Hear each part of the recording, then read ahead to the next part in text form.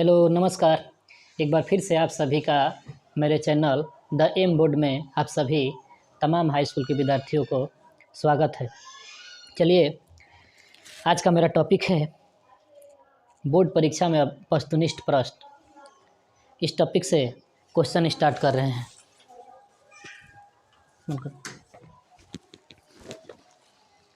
पहला क्वेश्चन है, यूनान के स्वतंत्रता संग्राम में किसकी पराजय हुई?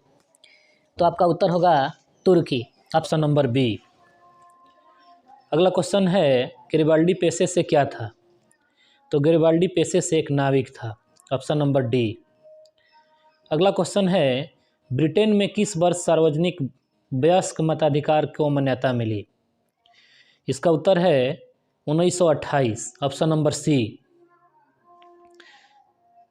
14वीं लोकसभा में महिलाओं की भागीदारी कितना प्रतिशत रही? तो इसका आंसर है 6.51%, ऑप्शन नंबर ए। अगला क्वेश्चन है, 15वीं लोकसभा में महिलाओं की भागीदारी कितना प्रतिशत रही? तो इसका उत्तर है 10.86%, ऑप्शन नंबर बी। अगला क्वेश्चन है, काउंट काबूर को विक्टर एमेनुअल ने किस पद पर नियुक्त किया? तो इसका उत्तर है ऑप्शन नंबर सी, प्रधानमंत्री। अगला क्वेश्चन है, प्रथम इंटरनेशनल की बैठक कहाँ हुई थी? तो इसका उत्तर है लंदन, ऑप्शन नंबर डी। अगला क्वेश्चन है, 1917 में पहली रूसी क्रांति को किस नाम से जाना जाता है? तो इसका उत्तर होगा फरवरी की क्रांति, ऑप्शन नंबर ए। अगला क्वेश्चन है, फ्रेंच इंडो चाइना की स्थापना किस वर्ष हुई थी? तो 1887 ईस्वी में हुई थी, ऑप्शन नंबर डी। अगला क्वेश्चन है, भारतीय लोकतंत्र की कमजोरियों को दूर करने का सबसे अच्छा उपाय है? तो सबसे अच्छा उपाय है सुधारात्मक कानूनों का निर्माण करना, ऑप्शन नंबर डी। अगला क्वेश्चन है, भारत में योजना आयोग का गठन कब किया गया? तो भारत में योजना आयोग का गठन 15 मार्च 1950 ईस्वी को हुआ है, ऑप्शन नंबर ए। अगला क्वेश्चन है, भारत की आर्थिक व्यवस्था है? तो भारत की आर्थिक व्यवस्था है मिश्रित। मिश्रित का अर्थ होता है सार्वजनिक तथा निजी क्षेत्र का सह-अस्तित्व, तो ऑप्शन नंबर सी उत्तर होगा। अगला प्रश्न है, किस क्षेत्र को द्वितीय क्षेत्र कहा जाता है? तो सेवा क्षेत्र। सेवा क्षेत्र को द्वितीय क्षेत्र कहा जाता है। अगला प्रश्न है, वियतनाम में रहने वाले फ्रांसीसी नागरिकों को क्या कहा जाता है? तो वियतनाम में रहने वाले नागरिकों को कोलोन कहा जाता है, ऑप्शन नंबर सी।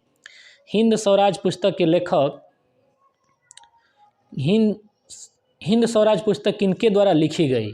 तो महात्मा गांधी, यहाँ मोहनदास करमचंद गांधी द्वारा, ऑप्शन नंबर डी। अगला प्रश्न है, खलीफा पद की समाप्ति तुर्की में कब की गई? तो खलीफा पद की समाप्ति 1924 में मुस्तफा कमाल पाशा द्वारा किया गया, तो ऑप्शन नंबर ए उत्तर होगा। अगला क्वेश्चन है, स्वराज दल के अध्यक्ष कौन थे? तो स्वराज दल के अध्यक्ष मोतीलाल नेहरू जी थे। अगला क्वेश्चन है, 2012-13 में भारत की प्रति व्यक्ति वार्षिक आय कितनी थी? तो वार्षिक आय 68,747 रुपये, ऑप्शन नंबर डी। दादा भाई नेहरू जी के अनुसार 1868 में भारत के प्रति व्यक्ति वार्षिक आय क्या थी? तो भारत के प्रति व्यक्ति वार्षिक आय जो थी वो 20 रुपये थी। अगला प्रश्न है, मुद्रा के प्रयोग में किसको लाभ हुआ? तो मुद्रा के प्रयोग में उपभोक्ता एवं उत्पादक दोनों को, तो ऑप्शन नंबर सी। अगला प्रश्न है, मुद्रा के प्रयोग से किसको प्रोत्साहन मिला? तो इसका उत्तर होगा ऑप्शन नंबर तीनों होगा, बचत, पूंजी निर्माण, ऋणों का लेन देन, यानी इनमें से तीनों, ऑप्शन नंबर डी। अगला प्रश्न है, बम्बई में पहला कपड़ा मिल कब खुला? तो बम्बई में पहला कपड़ा मिल 1854 ईस्वी में खुला। अगला प्रश्न है, 1907 में JN टाटा ने भारत का पहला लौह और इस्पात संयंत्र किस जगह स्थापित किया? तो इसका उत्तर होगा ऑप्शन नंबर ए, जमशेदपुर। अगला प्रश्न है, 1928 में ग्राइप वाटर के कैलेंडर पर किस भगवान का चित्र अंकित था? तो इसका उत्तर होगा ऑप्शन नंबर बी, विद्या देवी सरस्वती। अगला प्रश्न है, भारत में कितने राष्ट्रीय बैंक है? तो भारत में कितने राष्ट्रीय बैंक है? तो 19, ऑप्शन नंबर बी। अगला प्रश्न है, एटीएम का अर्थ क्या है? तो एटीएम का जो अर्थ है वो स्वचालित teller machine, automated teller machine. तो स्वचालित teller machine, option number C. अगला प्रश्न है, भारत को किस उद्योग के क्षेत्र में अधिक सफलता मिली है? तो कंप्यूटर सॉफ्टवेयर के क्षेत्र में, ऑप्शन नंबर बी। अगला प्रश्न है, सिख गुरु गोविंद सिंह का जन्म किस नगर में हुआ? तो सिख गुरु गोविंद सिंह का जन्म पटना साहिब यानी पटना में हुआ, ऑप्शन नंबर ए। अगला प्रश्न है, मुंबई हाई क्या है? तो मुंबई हाई जो है वो खनिज तेल के उत्पादन क्षेत्र के लिए प्रसिद्ध है, यानी ऑप्शन नंबर सी। अगला प्रश्न है, होसे मेला का आयोजन कहाँ किया जाता है या कहाँ किया जाता था? तो होसे मेला का आयोजन कहाँ किया जाता था? तो इसका उत्तर होगा त्रिनाद। अगला प्रश्न है, ईस्ट इंडिया कंपनी अफीम किस देश में भेजती थी? तो ईस्ट इंडिया कंपनी जो है अफीम चीन में भेजती थी, ऑप्शन नंबर डी। अगला प्रश्न है, सेवा क्षेत्र का निर्माण, सेवा क्षेत्र का निर्माण होता है। तो सेवा क्षेत्र का निर्माण जो है परिवहन सेवाओं द्वारा, संचार सेवाओं द्वारा एवं वाणिज्य सेवाओं द्वारा, इनमें से सभी। अगला प्रश्न है, विश्व व्यापार संगठन की स्थापना कब हुई? तो विश्व व्यापार संगठन की स्थापना जो है 1995 में हुई, WTO, वर्ल्ड ट्रेड ऑर्गेनाइजेशन। अगला प्रश्न है, राजनीतिक दल देश में सीजरशाही से हमारी रक्षा के सर्वोत्तम साधन है, यह उक्ति किसकी है? तो इसका उत्तर होगा लास्की, ऑप्शन नंबर बी। अगला प्रश्न है, किस राजनीतिक दल के निर्माण के लिए निम्नलिखित में से कौन एक बात आवश्यक नहीं है?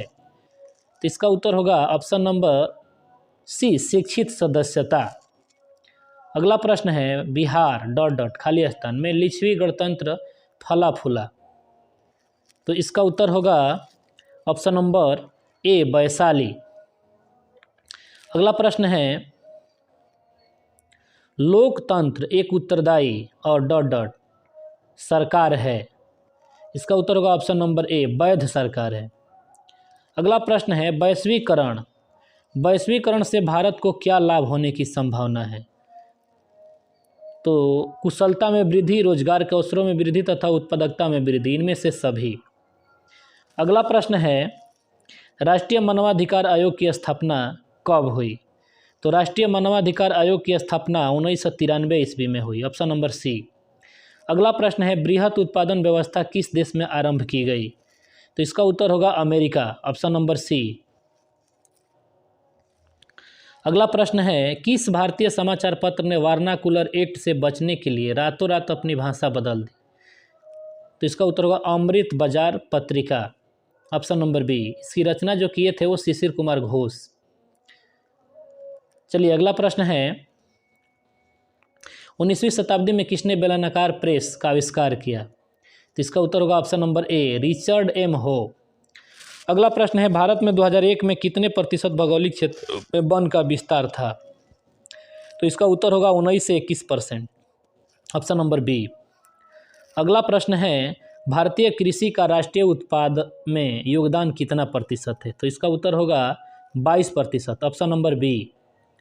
अगला प्रश्न है, ISI का प्रतीक हमारा रक्षा करती है, हमारी रक्षा करती है। तो इसका उत्तर होगा नकली और गैर मानक उत्पादों से, ऑप्शन नंबर ए।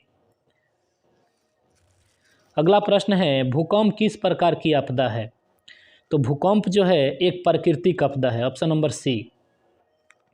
नदी में बाढ़ आने का प्रमुख कारण क्या है? नदी में बाढ़ आने की प्रमुख कारण है जल की अधिकता, ऑप्शन नंबर ए। मीठे जल की सबसे ऊंची झील का नाम क्या है? तो मीठे जल की सबसे ऊंची झील जो है वो टिटिका झील है, टिटिकाका। अगला प्रश्न है, बांधवगढ़ राष्ट्रीय उद्यान किस राज्य में है? तो बांधवगढ़ राष्ट्रीय उद्यान मध्य प्रदेश में, ऑप्शन नंबर ए। अगला प्रश्न है, निम्नलिखित में से कौन लोहयुक्त खनिज है? तो लोहयुक्त खनिज जो है वो मैग्नीज है।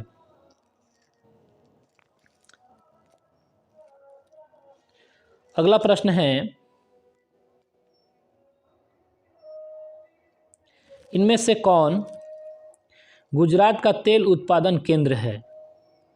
तो इसका उत्तर होगा option number D, Ankleshwar. Gujarat का अंकलेश्वर जो है वो तेल क्षेत्र है। इनमें से कौन सा कथन सही है?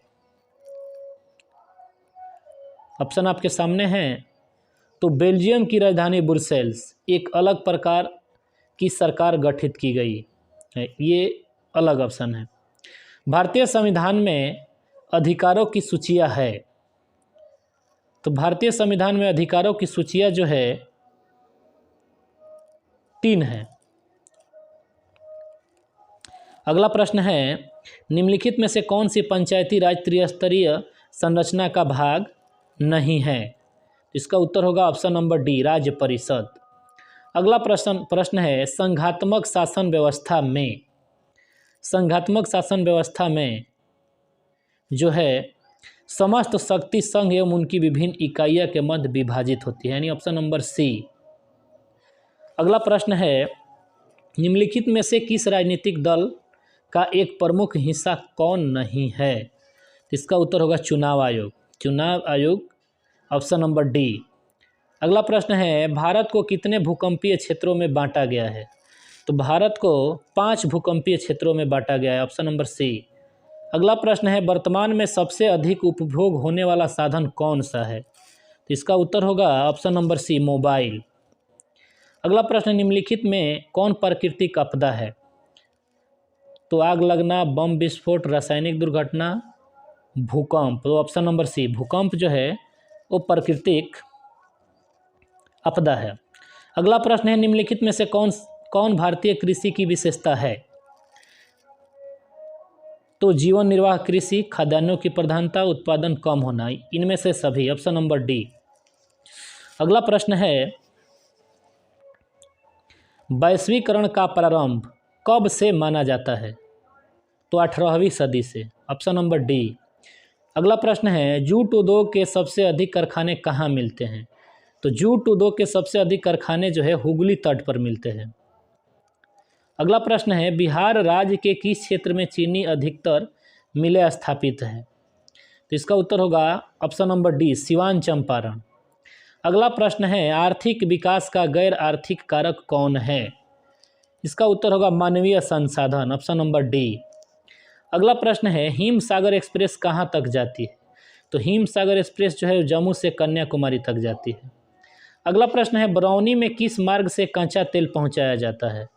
तो बरौनी में पाइपलाइन के माध्यम से कच्चा तेल पहुँचाया जाता है, ऑप्शन नंबर सी। अगला प्रश्न है, कोसी नदी घाटी परियोजना का आरंभ कब हुआ? तो कोसी नदी घाटी परियोजना का प्रारंभ 1955 में हुआ, ऑप्शन नंबर डी। अगला प्रश्न है, सतह की साझेदारी के प्रमुख कारण इनमें से कौन नहीं है? सरकार का निर्धारित कार्यकाल पूरा करने के लिए, ऑप्शन नंबर डी। अगला प्रश्न है, गंडक परियोजना का निर्माण बिहार राज्य के किस स्थान पर हुआ? इसका उत्तर होगा Valmiki Nagar, option number B. अगला प्रश्न है, यदि मानचित्र में क्रमानुसार पहली दूसरी समुच्चय रेखा सटी सी, फिर उनसे दूर तीसरी चौथी समुच्चय रेखा सटी सी और उनसे दूर पांचवी छठी समुच्चय रेखा सटी सी रहे, तो इससे किस ढाल से पता चलता है? तो इससे जो है सीढ़ीनुमा ढाल का पता चलता है, ऑप्शन नंबर सी। अगला प्रश्न है, मनुष्य के आर्थिक जीवन में सबसे महत्वपूर्ण क्या है? तो मुद्रा, ऑप्शन नंबर बी। गठबंधन सरकार की पकड़ प्रशासन पर होती है, तो ढीली, ऑप्शन नंबर बी, ढीली होती है। जनता दल यू पार्टी का गठन कब हुआ? तो जनता दल यू पार्टी का गठन 2003 ईस्वी में हुआ, ऑप्शन नंबर बी। अगला प्रश्न है, भी आकार की समुच्च रेखाएं किस स्थलाकृति के प्रदर्शन के लिए खींची जाती है? इसका उत्तर होगा नदी घाटी, ऑप्शन नंबर बी। अगला प्रश्न है, निम्नलिखित में कौन प्रवहनीय संसाधन है? तो इसका उत्तर होगा नदी, option number A. World wide fund for nature के अनुसार भारत में लगभग कितनी भूमि निम्नीकृत हो चुकी है? इसका उत्तर होगा ऑप्शन नंबर ए, 13 करोड़ हेक्टेयर। अगला प्रश्न है, इनमें से राजस्थान की सबसे महत्वपूर्ण परियोजना कौन सी है? तो इंदिरा गांधी नहर, ऑप्शन नंबर सी। अगला प्रश्न है 1951 से 1980 तक लगभग कितना वर्ग किलोमीटर वन क्षेत्र कृषि भूमि में परिवर्तित हुआ। तो इसका उत्तर होगा ऑप्शन नंबर बी 26,200 वर्ग किलोमीटर। अगला प्रश्न है सिलिकोसिस नामक दम घोटू बीमारी किसे होती है। इसका उत्तर होगा खदान कर्मियों को, जो खदान में काम करते हैं उसे, ऑप्शन नंबर ए। अगला प्रश्न है भारत में जहां औरतों के लिए आरक्षण की व्यवस्था है, पंचायती राज संस्था है, ऑप्शन नंबर डी। तो चलिए आज के लिए इतना ही, नेक्स्ट वीडियो में मिलेंगे, तब तक के लिए धन्यवाद।